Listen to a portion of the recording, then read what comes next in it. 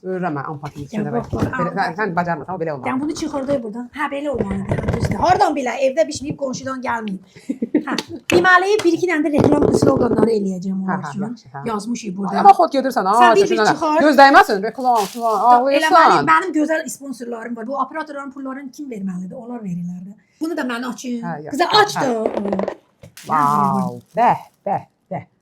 Bəh, İyi də əladır. Bu mənim ən çox sevdiyimdən də evdə də almışam ondan da Başa var. düşdüm ya dedin ki, Green əlləri bir tea. yumursan yoxsa yox. Hə. Sabun da var burada. Sabun da var. Hə, Bu da bilirsən nədir? Bunu belə qoyursan, bu çubuqları da soxursan içinə. Hə. Evdən porşiyini zad gəlmir. Bu da iyi gəlir, ləzzət eləyir. Bilirəm belə şey. Ya belə Power Gel də var. sən bunu belə Ay, əlində Allah. tut. Mən belə reklam Allah edəcəm, deyəcəm ki, bu Atelier Rebul'un, hə, Burçum, onları qorusun. Dayan, Allah dayan. bərəkət versin. Zəhara Allah, getdi. Allah razı olsun. Çox sağ Reklam olun. sloqanları yazmışdım, hamısı getdi.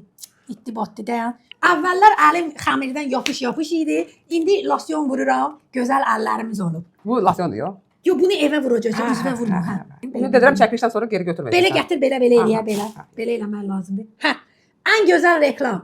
Dayan, yadımdan çıxdı dayan. Bunu evdə spa bizim kimi işgüzar qadınlar üçün vaxtımız yoxdur. Evimizdə spanı Atelier Rebul'la eləyirik. Çox səviyyəli reklamdır. Mən sənə deyim ki, bilmişdim, mənə belə reklam mən deməmişəm. Amma Belə. öz aramızda mən bağat yerlərə gedəndə gedirəm bunlardan belə alıram çünki bahalı şeylərdə hamı bilir ki, kalitədir də. Yəni Elə belə deyil. Yəni yaxşı bağladım bunu. Çox qəşəngdir. Çox sağ ol. Allah razı olsun. Yaxşı, Allah buradan bərəkət- Atelier Allah min bərəkət versin. Çox sağ ol. Təşəkkürümüzü Çox sağ ol. bildiririk. Bu sayt məndə qalır da, sonra demirsən ki, yox. Yo aparacağam, yarısını aparacağım, mənə heç nə göndərməyiblər.